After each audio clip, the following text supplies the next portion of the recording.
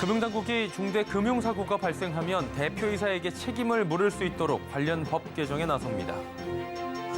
현대차그룹이 미국 정부의 인플레이션 감축법에 대응하기 위해 우리 기업들과 미국 현지 합작 공장을 만듭니다. 제약바이오업계가 감기약을 먹듯 간편하게 암 치료를 할 수 있는 새로운 항암제 개발에 속도를 내고 있습니다.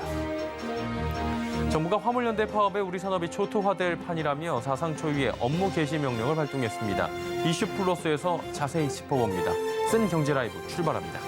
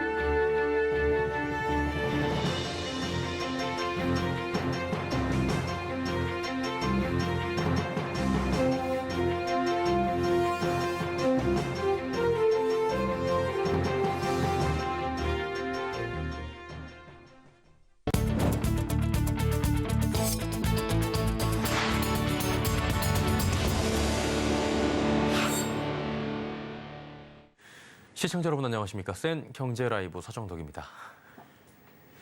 잇따른 금리 인상에 지난달 은행권 가계대출 금리가 약 10년 만에 최고 수준을 기록했습니다.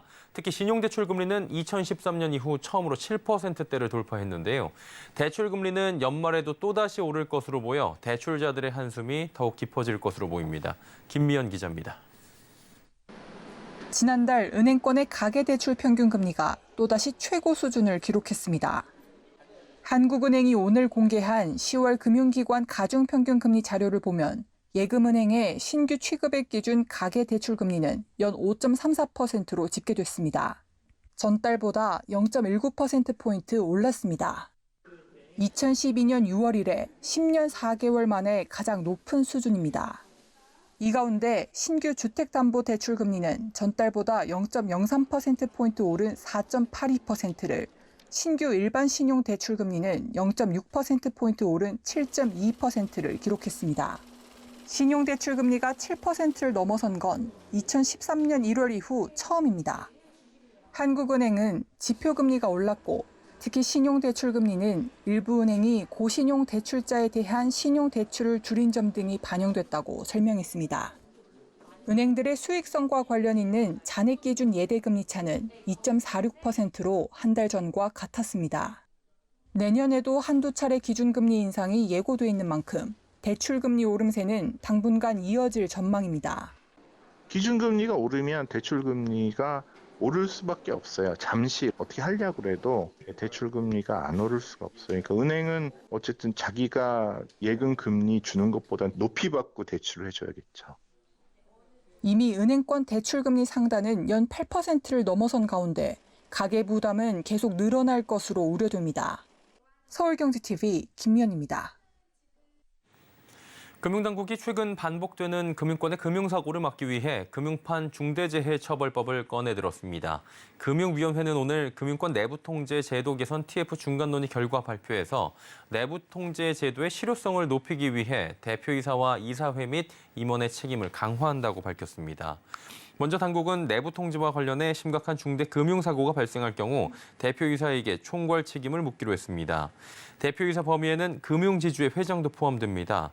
또 이사회의 내부 통제 감시 감독 의무를 명문화하고 임원별 책무를 명확히 해나갈 예정입니다. 금융위는 대표이사가 성과 관리와 위험 통제를 균형 있게 수행해 궁극적으로는 금융사고 발생을 줄일 수 있을 것으로 기대한다며 추후 관련 법령을 확정하고 가능한 빠르게 시행 방안을 마련할 것이라 설명했습니다. 현대자동차그룹이 미국에서 SK온, LG에너지솔루션 등 배터리 업체들과 손을 잡고 합작 공장 설립에 속도를 내고 있습니다. 인플레이션 감축법 시행에 따라 향후 미국 내 전기차 생산을 대폭 늘려야 하는 상황 속 원활한 배터리 수급을 위한 조치로 풀이되는데요. 장민선 기자입니다. 현대자동차그룹이 미국에서 생산될 전기차의 배터리 수급을 위해 국내 배터리 업계와 손을 잡았습니다.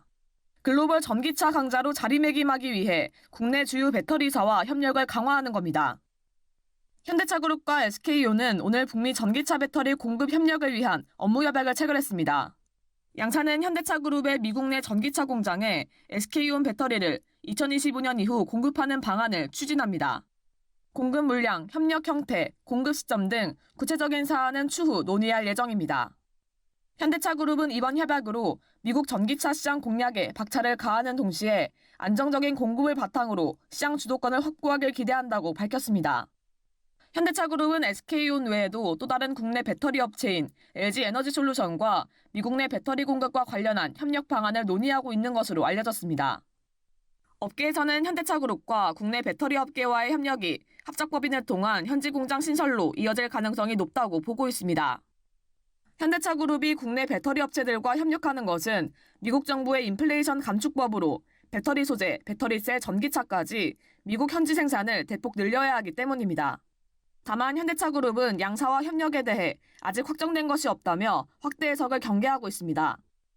전기차 시장의 급성장과 IRA 시행을 앞두고 현대자동차가 국내 배터리 업체와 협력을 통해 미국 시장에서의 돌파구를 찾을 수 있을지 관심이 쏠리고 있습니다. 설경대TV 장민선입니다. 에너지 수급 불안정과 고유가 등의 상황이 이어지며 이른바 에너지 위기를 걱정하는 목소리가 커지고 있습니다. 정유업계는 폐플라스틱에서 기름을 뽑아내고 바이오 연료 사업을 확대하는 등 친환경 연료를 확보하기 위해 열을 올리고 있는데요. 성나균 기자입니다. 정유 기업들이 폐플라스틱에서 기름을 뽑아내는 등 친환경 연료를 확보하기 위해 노력하고 있습니다. 정유업계에 따르면 오늘부터 폐기물관리법과 건설폐기물법 개정안이 시행되면서 폐플라스틱에 고온과 압력을 가해 얻는 기름인 열 분해유를 석유화학 제품의 원료로 사용할 수 있게 됐습니다. 기업들도 이에 발맞춰 관련 사업에 뛰어들고 있습니다. 현대케미칼은 폐플라스틱 열 분해유를 원료로 도입해 친환경 석유 제품과 플라스틱 생산에 나섰습니다. SK지오센트릭은 울산의 폐플라스틱 재활용 클러스터를 조성합니다. 이를 통해 연간 약 20만 톤의 폐플라스틱을 재활용해서 약 15만 톤의 열 분해유를 얻는다는 계획입니다. 한편 곡물이나 식물, 축산 폐기물 등에서 추출하는 바이오 연료 사업도 확대되고 있는 모양새입니다. 항공 해운 산업에서는 화석연료가 전기와 수소 등으로 당장 대체되기 어려워 바이오 연료의 중요성이 강조되고 있기 때문입니다. 현대오일뱅크는 연간 13만 톤 규모의 바이오 디젤을 생산할 수 있는 공장을 건설 중입니다. GS칼텍스는 포스코 인터내셔널과 손잡고 인도네시아에 바이오 디젤 공장 설립을 추진하고 있습니다. 원유 가격의 변동성이 당분간은 계속 높을 것으로 예상되고 있고, 그리고 국제적으로 탄소 중립 의지가 지금 강하기 때문에 친환경 에너지에 대한 수요는 계속해서 이제 이어질 것으로 전망을 합니다. 그럼 정유업계가 친환경 에너지 사업 진출을 통해서 사업 다각화를 이루는 노력은 긍정적으로 평가를 합니다. 전 세계적으로 탄소 중립을 위한 각국의 노력이 이어지고 환경 규제도 점점 강화되고 있는 만큼 기업들의 친환경 에너지 확보 경쟁은 더욱 치열해질 전망입니다. 서울경제TV 성나균입니다. 암에 걸리면 치료하는 데 시간과 비용이 많이 들 뿐만 아니라 본인과 가족 간의 고통도 이만저만이 아닙니다. 그런데 최근엔 간단하게 치료를 마칠 수 있도록 하는 암 치료제가 개발되고 있어 눈길을 끌고 있다고 하는데요. 서지은 기자가 전해드립니다. 국회 보건복지위원회에 따르면 2016년에서 2020년까지 5년간 암으로 진료받은 환자 수는 약 794만 명, 진료비는 약 37조 원에 달합니다. 제약바이오 업계가 암 치료비를 줄이면서 환자와 가족의 고통을 덜어주기 위해 새로운 항암제 개발에 속도를 내고 있습니다.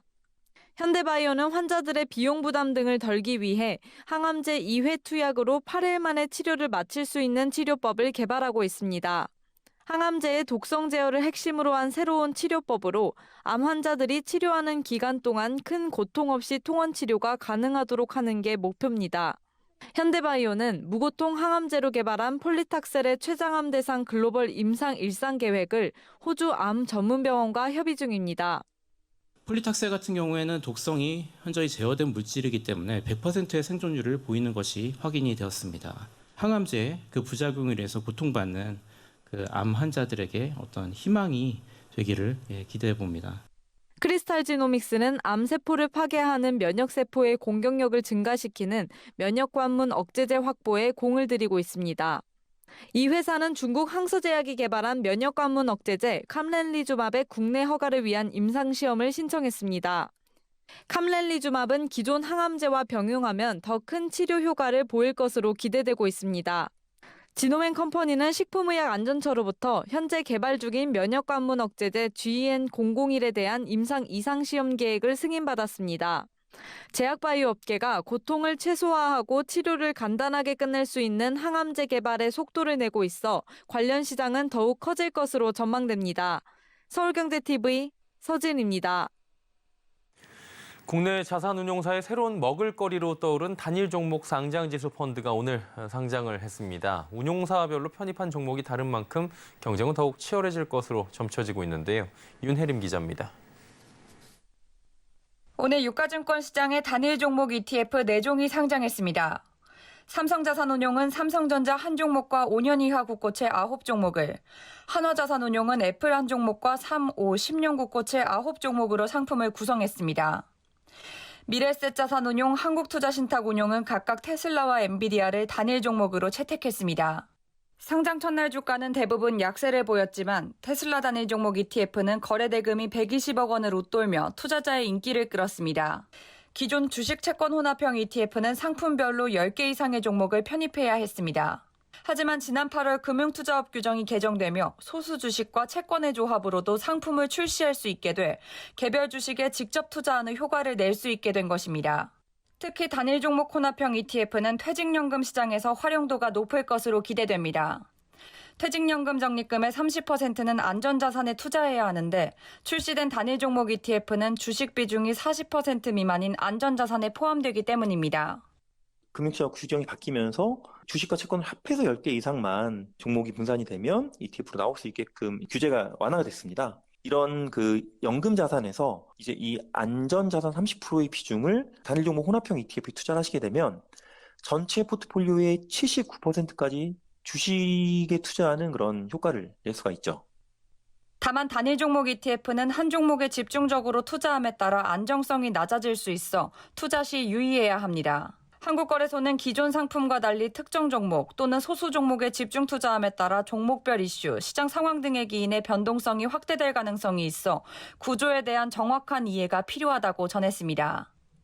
서울경제TV 윤혜림입니다. 연말 여의도 증권가의 칼바람이 거세지고 있습니다. KF투자증권을 시작으로 하이투자증권 등 중소형 증권사 곳곳에서 인력 감축 소식이 나오고 있는 건데요. 소문만 무성하던 인력 감축이 현실화되고 있는 상황 속 업계에선 감원 칼바람 지속될 것으로 전망하고 있습니다. 최민정 기자입니다. 부진한 실적을 거둔 증권가의 구조조정 바람이 거세게 불고 있습니다. 이달 초 KF투자증권은 리서치센터와 법인영업부의 사업을 올해 12월까지 운영한 뒤 철수하기로 결정했고 이베스트투자증권도 일부 사업부와 재계약하지 않기로 했습니다. 지난 24일 다울투자증권은 신입사원을 제외한 정규직 대상으로 희망퇴직을 받은 가운데 전날 하이투자증권도 인력 구조 효율화를 위해 희망퇴직을 논의 중인 것으로 알려졌습니다. 증시 침체와 더불어 부동산 PF 부실로 중소형 증권사 실적 악화가 이어지며 고정비를 줄이기 위한 인력 감축으로 풀이됩니다. 한국신용평가에 따르면 자본 3조 원 이상 대형사는 2020년 말 대비 2022년 3월 말 기준으로 부동산 PF 익스포저가 1.1조 원 증가했으나 중소형사는 2.8조 원 증가하며 부동산 PF에 대한 위험 노출이 상대적으로 컸습니다. 다만 증권사의 인력 감축 바람은 여기서 그치지 않을 전망입니다. 내년 같은 경우에는 증권사들의 실적이 올해보다 개선되기는 어렵지 않을까라는 우려들이 커지고 있는 상황이기 때문에 일시적인 인력 감축 수요는 내년에 더욱 확대될 가능성이 높다고 전망해 볼 수가 있습니다. 또한 업계 관계자는 중소형사의 경우 비수익 부서뿐 아니라 수익을 내는 영업부서에서도 인력이 줄어들 수 있다며 대형사도 잉여 인력을 중심으로 인원 감축이 이루어질 수 있다고 설명합니다. 하나증권과 키움증권 등 다른 증권사들은 인력 감축에 대한 계획이 없다고 밝힌 가운데 KB증권은 희망퇴직에 대해 내부 검토 중이나 실시 여부는 미확정이라고 전했습니다. 서울경제TV 최민정입니다. 서울 중소기업계가 오세훈 시장을 초청해 현안을 논의하고 중소기업 활성화를 위한 정책적 협력을 당부했습니다. 간담회에선 서울시 중소기업 협동조합 육성 지원 사업 예산 확대, 서울시 기업승계 지원 조례 제정 및 기업승계 센터 설립 등 7개 과제에 대한 집중 논의가 진행됐습니다. 이외에도 고척 산업용품 상가 단지 내 환경 개선 비용 지원, 서울시 탄소 중립을 위한 대기 배출 시설 유지 관리비 지원 등 6건을 서면 건의 사항으로 전달했습니다. 김기문 중기중앙회장은 고물가와 고금리, 고환율의 어려움을 겪고 있는 중소기업과 소상공인들의 부담 완화를 위해 서울시가 2차 보전 확대와 같은 적극적 금융 지원 정책을 추진해 주길 바란다고 말했습니다.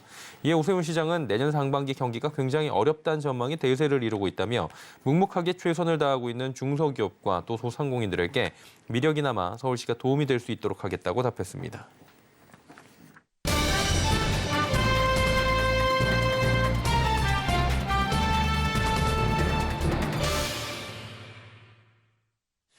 정부가 시멘트 업계 집단 운송 거부자에 대해 업무 개시 명령을 발동했습니다. 업무 개시 명령 발동은 지난 2004년 관련법이 만들어진 이후 이번이 처음입니다. 노동계는 정부가 사상 초유의 업무 개시 명령을 발동한 데 대해 윤석열 정부의 계엄령이라고 반발하며 오히려 투쟁력을 키우고 있는 모습인데요. 이에 따라 공사 중단 위기에 놓인 건설업계의 긴장감도 한층 고조되고 있는 상황입니다. 부동산부 이지영 기자와 상황 짚어보도록 하겠습니다. 어서 오세요. 안녕하세요. 예, 일단은 정부가 화물연대 파업에 대해서는 강경한 입장을 계속 취해왔는데 결국에는 이제 업무 개시 명령을 발동한 겁니다. 이게 구체적으로 누구를 상대로 또 어떻게 진행이 됩니까? 네, 정부는 먼저 이제 파업에 따른 산업 파괴 효과가 큰 시멘트 업계부터 먼저 우선적으로 적용을 했습니다. 원희룡 국토교통부 장관은 오늘 화물연대 총파업 관련 관계부처 합동 브리핑에서 업무 개시 명령은 물류 정상화가 가장 시급하다고 판단되는 시멘트 분야를 우선 적용했다며 현 시점부터 운송 거부자에 대해 집행될 예정이라고 밝혔습니다. 원 장관은 또 시멘트 분야의 모든 운수사와 모든 화물 운송 종사자에 대해서 행정조사권을 발동해서 명령서를 전달하도록 했다며 이 시간부터 바로 운수사와 종사자들에게 명령서를 전달할 것이라고 말했습니다. 명령서 송달 대상은 현재 시멘트 업종에 대한 모든 운수사와 또 종사자입니다. 국토부에 따르면 관련 운수사는 290여 개, 또 관련 종사자는 2,500여 명입니다. 명령을 송달받은 운송사업자 및 운수종사자는 명령서를 송달받은 다음 날 24시까지 집단 운송 거부를 철회하고요. 또 운송 업무에 복귀해야 하는데 정당한 사유 없이 복귀 의무를 불이행할 경우에는 운행 정지, 또 자격 정지, 행정 처분이 내려질 수 있고요. 또 3년 이하의 징역, 또 3천만 원 이하의 벌금 등 형사 처벌도 받을 수 있습니다. 예. 최근에 불경기 때문에 산업계가 다 어렵긴 한데 이번 파업으로 인해서 건설업계의 긴장감이 굉장히 큰 걸로 알고 있습니다. 상황이 구체적으로 어떻습니까? 네, 벌써 오늘로 파업제 6일째로 접어들었습니다. 일단 시멘트가 현장으로 들어오지 않으면 아파트의 층수를 올릴 수 있는 공사가 사실상 중단이 되는데요. 이거는 건설 현장의 메인 공사가 지금 하지 못하는 상황인 겁니다. 층수가 어느 정도 올라가 있다면 인테리어라든지 조경 등 이런 사업을 하면서 조금 버티기에 들어갈 수 있겠지만 둔촌 주건과 같이 층수를 올리는 작업이 필수적인 곳에서는 아무것도 할 수 없는 상황인 겁니다. 또 최근 건설업황은 급격한 금리 인상에 직격탄을 맞았는데요. 일부 건설사들의 위기설까지 도는 가운데 정부가 이를 고려한 것으로 보입니다. 국토부 관계자 얘기 들어보겠습니다. 일단은 지금 시멘트 운송이 차질되다 보니까 이게 그 레미콘이 잘 안 들어가고 해서 그 결국에는 지금 그 건설용 공장 현장 자체가 중단될 우려가 있어가지고 이쪽 분야부터 저희가 지금 하도록 돼 있습니다. 이게 국가경제의 위치 우려도 있어서 그렇게 하게 됐습니다. 예.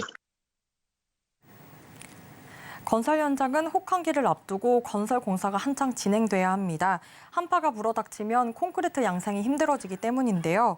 이렇게 공사가 지연되다가 겨울 추위가 닥치면 파업이 중단된다고 해도 이제 공사를 봄까지 미룰 수밖에 없는 상황이 올 수도 있습니다.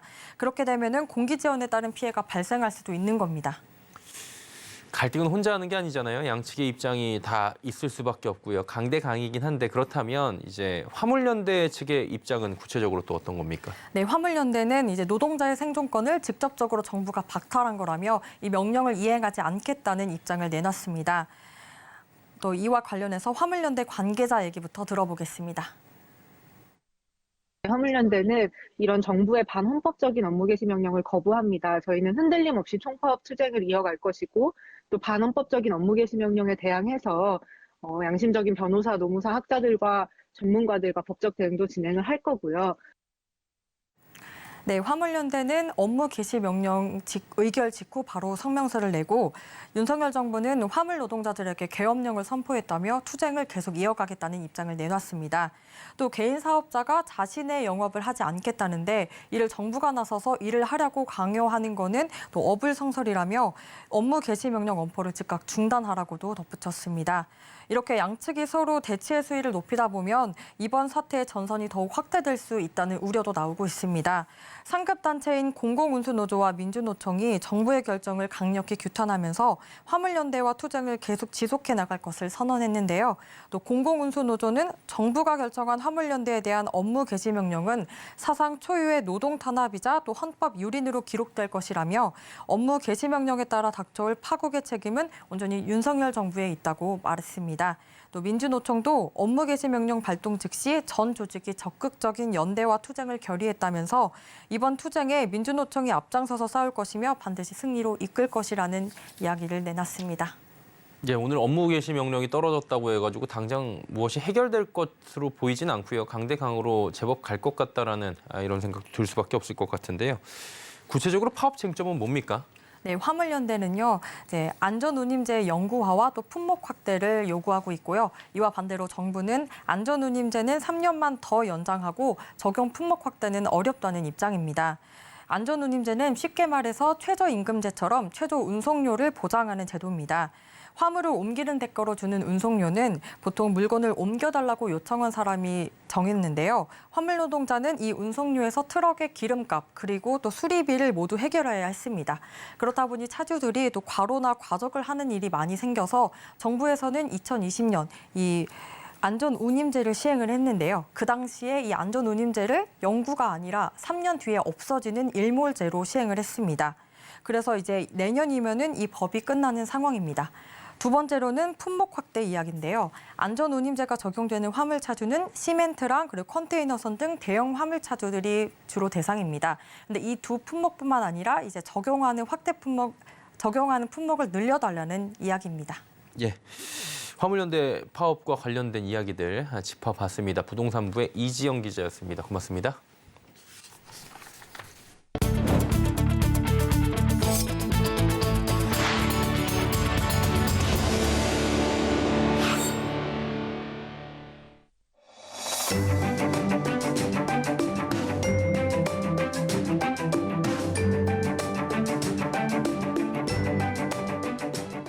안녕하세요. K웨더 라이프스타일 예보 신지수입니다. 현재 전국 대부분 지역에 한파특보가 내려져 있습니다. 찬바람은 점차 강해지면서 내일 아침 기온이 곤두박질 치겠습니다. 서울이 영하 8도로 강추위를 보이겠고 한낮에도 영하 3도에 그치겠습니다. 본격적인 겨울추위에 대비 잘해주셔야겠습니다. 내일 전국이 대체로 맑겠지만 서해안과 제주도는 오전에 눈 또는 비가 내리겠습니다. 모레까지 예상 적설량은 제주 산지 많은 곳에는 7cm 이상, 서해안과 제주도는 1에서 3cm, 충남 서부 내륙과 전라 서부 내륙에 1cm 미만이 예상되고요. 이들 지역의 강수량은 5mm 안팎에 그치겠습니다. 다음은 자세한 지역별 날씨입니다. 중부지방 서울 영하 8도, 춘천 영하 9도로 시작하겠고 낮에는 서울 영하 3도, 춘천 영하 4도로 종일 영하권을 보이겠습니다. 동해안 지방 속초와 울진의 아침 기온 영하 5도 예상되고요. 한낮에는 속초 영하 2도, 울진 0도 보이겠습니다. 남부지방 광주 영하 1도, 대구 영하 2도로 출발해 낮 기온은 1도에서 2도 선에 머물겠습니다. 내일까지 해안가와 해상에는 바람이 매우 강하게 불면서 모든 해상에서 물결이 최고 5m 이상으로 매우 높게 일겠습니다. 모레 목요일 서울이 영하 9도까지 내려가면서 만만치 않은 추위가 예상되는데요. 이후 기온은 점차 오르지만 아침 영하권의 추위는 계속될 전망입니다. 날씨였습니다. 수행 경제 라이브 저희가 준비한 소식은 여기까지입니다. 편안한 저녁 시간 보내시길 바랍니다. 고맙습니다.